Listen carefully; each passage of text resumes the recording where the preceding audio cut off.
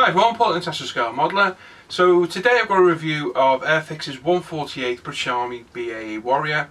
I believe it's a fairly new kit, it's not been out that long, and it's the first kit of this type I've looked at from Airfix. They do several other British Army vehicles. They do a Land Rover, I think they do a Jackal, as well as the British Army Lynx. So there's quite a few vehicles they've brought out, as well as a troop set I think there is as well. So they're really edging towards the 148 scale of the British Army units, which is good. Especially into that kind of thing. Like I say, first type of kit I've looked at of this type, so quite looking forward to seeing what we've got in the box. As usual, this was donated by Peter at E-Models, so thank you very much, Peter, for the January International Scale Modeller prize draw. So one of you lucky people is going to win this, if you put your name down on the thread on the forum, that is. If you haven't been on International Scale Modeller, go and join internationalscalemodeller.com, just Google that, you'll find us. Look in the competition section and you'll see the monthly prize draw. Put your name down, you win the chance to win kits like this, different one every month. We try to vary the prizes we get, and like I say, some lucky person's going to win this. So we'll go to the bench and we'll get started with the review.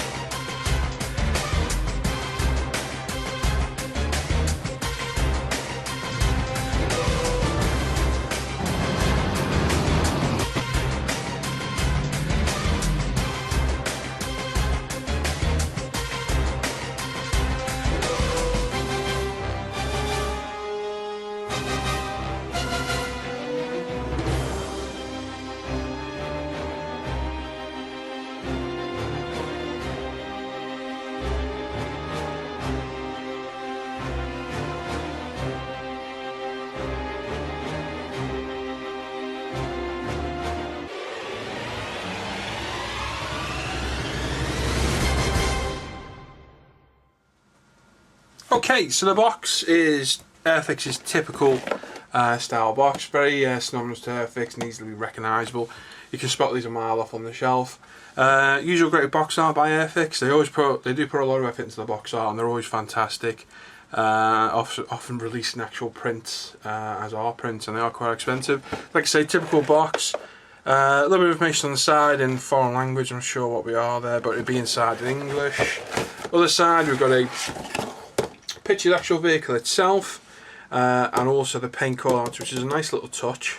If you can see that on the overhead, you've got the Humbrol paint callouts I needed for the kit.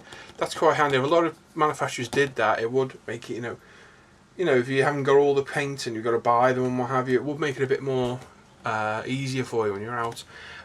3 flying hours, which is quite a lot for an Airfix kit. I think this costs about £25. That's quite a lot. So if you collect those, that's a bonus as well. In the box, you've got your instructions. If we get those out. Oh, decals. I made the box to one side. Just pop that in there. And we'll go for the instructions first. In fact, we'll look at the decals first. Cosgraph decals, I believe, according to the box.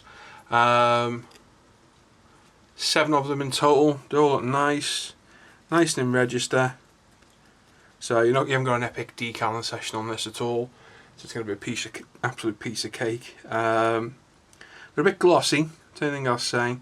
So you're going to need a decent amount of microsol on there to make sure they go down nice and flat. But again, cartograph decals, which is a nice touch. Usually going to get a good set of decals with that. We've also got Airfix's usual flyer on their club, which you tend to get most of their kits. Instructions, a little bit of information on the front. Okay, that's a bit weird. 172. That's a 148 kit. A7300.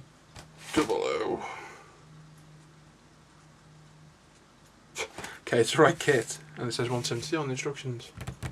That's a bit strange. Let's have a quick look through.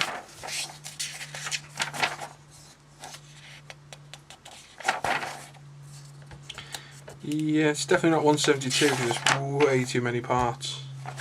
There's obviously a typo, so that's not a good start. If you're watching this Airfix, sort the instructions out. Strange. Quite disconcerting. Now for a minute I thought I had the wrong kit. Never mind. On the front, bit of information about the actual vehicle itself in several languages, and inside as well. So run through it quickly. Warrior infantry fighting vehicle was developed to be a direct replacement for the British Army's FV432 series of vehicles. Entered service in 1984. And the most current version of the British Army series is the Warrior TES specification, featuring bar armour, so this is obviously it, to battle against shaped charges as RPGs, as well as a host of communication and sentry upgrades. Powered by a 550 brake horsepower V8 diesel engine, not bad. The Warrior is surprisingly fast and agile for a machine weighing 25.4 tonnes, capable of reaching speeds up to 46 mph on roads. Its main armament consists of a 30mm Ardennes cannon, as well as a coaxial 7.62 chain gun. Carries 7 fully equipped troops to the combat area safely. Performed well in both Gulf War, as well as the current conflict in Afghanistan and previous assignments in Kosovo and the Balkans. The only area the Warrior perhaps vulnerable is from IED bombs, where its flat hull fails to protect its occupants sufficiently as a V-shaped hull, as seen on more modern vehicles such as Supercat Jackal. Okay, so not something you want to get blown up in. Not that you want to get blown up in anything, but fairly fast machine considering its weight, to be fair. Typical assembly instructions there, so be careful, you know, don't cut your finger off with your knife, don't need decals, don't be shoving sprues up your nose, things like that. Fairly standard. Like I say, the same information of our language. So Airfix's instructions, again, the same all the way through all the kits. They can be a bit vague at times, but they're quite easy to follow, quite clear and concise, but sometimes they can leave it a little bit vague as to what goes where. It's not the thickest instruction book. In total there are, so there's 111 steps, so there is quite a lot of steps to the build, but it doesn't look a very intensive or, you know, overwhelming build. So a good starter kit if you're looking at getting into AFVs maybe. Nice easy steps. There's literally one or two parts per step. Whereas some of the kits I built at the minute, some of Tammy's 132, there could be 20 or 30 parts to put in per step, and it doesn't get confusing, but obviously you've got to keep your eye on the ball and make sure you are putting the right parts in the right place and putting them all on. So the likes of that is easy to follow, and it'll be why there's so many steps in the build. So, you know, 1, 2, there's no more than 2 different parts per call out. Here you got idler arms, there's a few of those, but they're all the same part. So again, road wheels, nice things to follow. Through to the tracks. Tracks look like they are, yeah, 4 or 5 pieces per track. I'm not a fan of these. They often end up short or too long and don't always sit quite right, but if you're clever, put a bit of glue in there. You can get a bit of sag on there if you need it. But I'm not a big fan of these, but then are they better than Tammy's vinyl? That's hit and miss. So again, these are instructions for your tracks. Through to detail of the horse, you've got fire extinguishers. I'm assuming these are stowage boxes and what have you, all the way through to the front of the hull. Side skirts. So fairly clear and concise. You shouldn't have any trouble following this whatsoever. And again, shovels, hand tools, towing eyes. So again, down to the bar armour. So not a problem there. Those instructions are very nice and easy to follow. And if there's an option where you can have either or, it gives you the question mark, typical of Airfix as well. So again, bear this in mind as you're going through. You want to build it with a door open, you need to take this into account, and obviously open the door with the bar armour attached to it as well. And if you're going to shut it, just put it over. So something to bear in mind as you're building it. I'll try and get a grip of these instructions again. There we go. Onto the turret. Again, all its various components. Again, you're not going to have any problem building this at all. Onto the turret itself, the 30mm cannon, a couple of antennae, or antenna, depending on how you say it. So no problem there. Oh, nice colour call out, even though there's no actual camo. I'll just move this up a bit. Obviously, it's an Afghanistan vehicle, so it's in a desert yellow scheme. So again, you can, detail it with a bit of a wash, a little bit of chipping in places. It doesn't need to be heavily chipped. Give it a sand effect, and you're easily done. Again, the colours there are called out. So it's calling for 26 matte khaki, 33 matte black, and 237 matte desert tan. So again, you can convert those to the paint you use, and that's it. So instructions, no problem there, nice and easy to follow. Decals by Cartograph, so they should be fine, and not too many of them. So there's the instructions. Get my knife and we'll open this. One thing I hate about Airfix is the typical all the sprues in one bag. I'm not a fan of this at all. Prefer it when the bag, not necessarily individually, but one or two rather than the whole bundle together. So we'll put a few of those to the side. First up, we've got the very bottom of the hull underneath, and then the top part of the hull as well. 148 scale, so it's probably not going to be as detailed as 135th, but have a bit more detail than 172. So, what have we got? So we've got the upper part of the hull. Fairly well detailed, to be fair. Not too bad at all. Likes this, I assume it's a grill. Just there, it's quite nicely defined and moulded, nice and crisp. And again, you got all your indentations on the body for all your different tools and or the components. So they're clearly defined for you to put those on. And again, it's not the greatest detail, but it is pretty well done. Not too bad at all. Other components, we've got obviously rear doors, rear bulkhead rather. Looks like radio gear or switch gear of some sort. Hatches. And again, no problem there at all. There's no flash evidence on this. Let's have a quick look properly all the way through. Quite soft plastic on the Airfix kit. I'm not a fan of it myself. And you do have a tendency to get a bit of flash. There's a bit of flash on the actual sprue, but I can't see none of those parts. That's a good start. Because even on some of their real good, like the Airfix 109 we're building for the Techniques guide, that's a cracking kit. There's still flash on parts. It's easily removed, it's not a problem at all. But on a new tool kit, you shouldn't be seeing it at all. Like I said, there's none there, so that's great.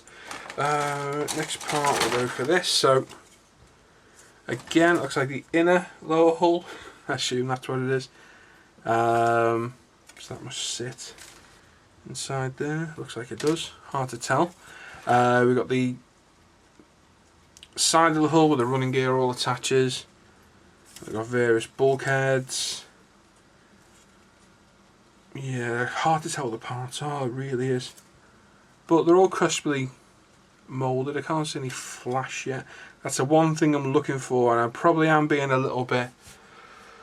I'm expecting to find flash, to be honest. Even though it's a brand new kit, I am looking for it. I haven't really seen it yet. There's a little bit of loose plastic on some of the pieces.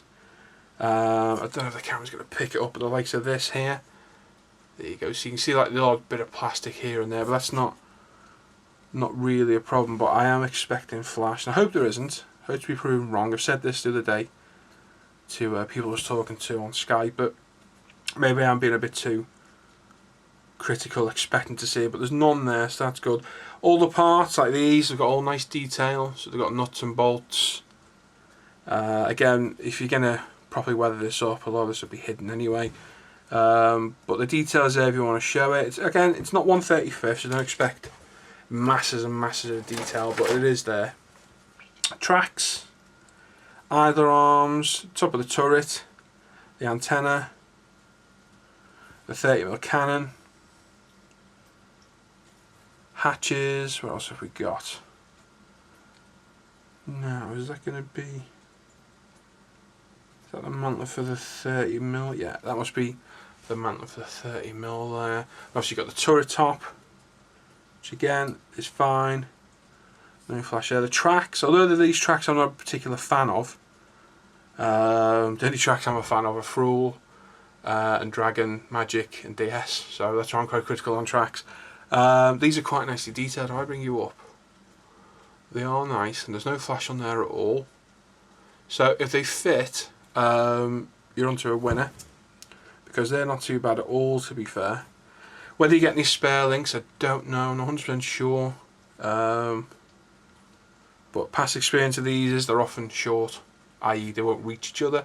So you'll have a particular point on the track circuit as it goes round, but it won't quite reach and it'll be short. So dry fit them, and if they are short, try and put it in a place where you're not going to see. If you've got a diorama, try and bury the tracks in a bit of sand or something, but just pay that attention when you're building, because I've never had much luck in the past with this type of track. Maybe these are fine, I don't know, but all these parts here, not a problem at all. So again, that's great, no flash yet, touch wood.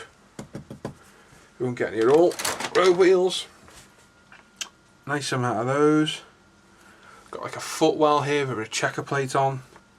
So again, if we bring you in, see if we can get it to focus. Quite a nice amount of detail there. Little mantlet. Again, I'm not sure what they are. They look like plates. That's quite a nice detail part here. I'm not going to tend to know what it is, but that's quite nicely detailed there. It's like semi-drilled out, so it's actually rather nice. Again, road wheels. Sprockets a little bit vague. They're quite blunt. I don't know if they are on the actual vehicle or not, but I would expect an almost type of point on the top of that. I don't mean sharp, but I would expect it to be a bit more pointed than that. Whether like that on the rear vehicle, I don't know. But the road wheels are nicely detailed. All the nuts, bolts and what have you are all fine. Obviously there's an inner and outer of having one with a hole and one not. So again, no problem there at all. There's some nice surface detail there. So if you're going to put a wash on, you've got plenty of surface detail to actually catch the washing, which is ideal, what you want. Got a little bit of flash there. That's the first bit of flash I've spotted. So if you look just where that finger is there, just on this little leg here, there's a bit of flash. It's only a tiny amount. A sanding sponge will stick, I'll remove that in seconds. So if that's all the flash we got, then great. That's superb. There's some quite nicely detailed parts on that sprue. Next up we have hoses, pipes, antenna, what look like light guards. Again, hoses, doors, hatch covers. Oh, all sorts of parts. I'm not going to pretend to know what they all are. Ooh, quite a bit of flash there. So there's our first real bit of flash on this part here. So all around that, it looks like I'm not sure what it is, but there's a lot of flash on that, and you shouldn't be seeing this on a new tool at all. But there's quite a lot there. Is there any more elsewhere? Not particularly, no. Can't really see anything, just that. There's a little bit on that part there as well. So one or two parts with a bit of flash. Again, sand stick will clean it up, but on a new tool kit you wouldn't expect to see it, but there is quite a bit there. It's actually quite a messy sprue, that one, all around the gates at the top. There's a lot of excess plastic there. So whether that's a contributing factor, maybe it's a one-off, I don't know. Obviously we've only got the one kit, so I can't really comment there. Next up we've got the side skirts, shovels, what look like traction plates for if you get stuck in the sand, fire extinguishers, rear hatch door, towing eyes, towing hooks, shackles. Again, quite a bit of flash on this one as well. Again, right in the middle of the sprue, this part here, bring it up, see all around the edge of it, quite untidy. All the small parts have none on. It's these larger flat parts. That one there's got a bit on it as well. So you'd expect the smaller parts to have it, and they haven't. So that's a bit strange. So again, a nice detail. You got some nice surface texture and detail to the side skirt, and obviously all the recesses for the bar armour. So again, other than a little bit of flash, no problems there. And the last sprue, oh, we've got a loose rogue part, which has come off this sprue we were last on here again. It's like a bit of switch gear, not sure what it is, but I'll put that back in the box so it doesn't get lost. And the last sprue, so this is the bar armour, which is nicely detailed. It's really nice and crisp. Now there's going to be any flash it'll be on this bit. I can't actually see any yet. No, they're quite nicely defined. There's a little bit of air on that one. Just a tad on the top of that. But no, nicely detailed. So again, nice crisp moulded parts.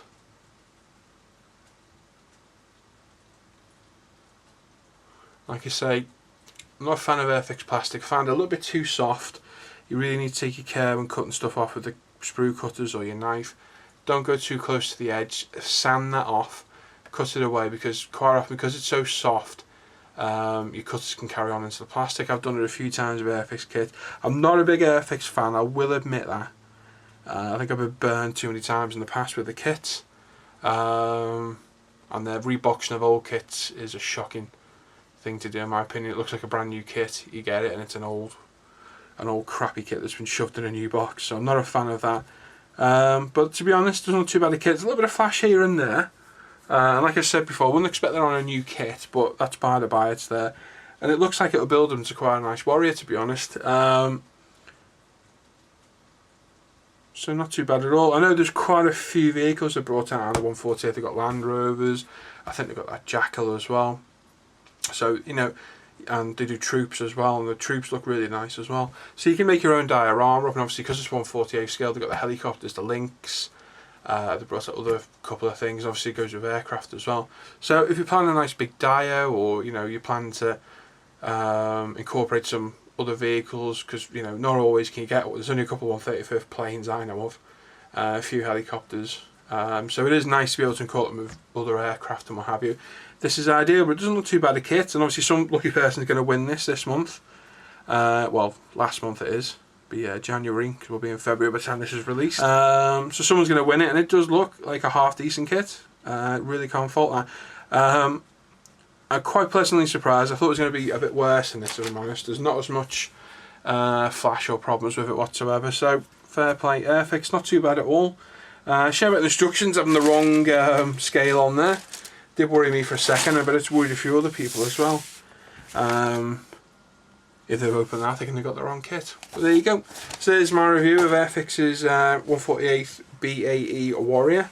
Looks not too bad a kit. I'm sure it's going to build up to a lovely model, and some lucky person's going to win it. So well done whoever wins it. So Paul Fantastic Scale Modeller, I'll catch you on the forums. See you later, guys.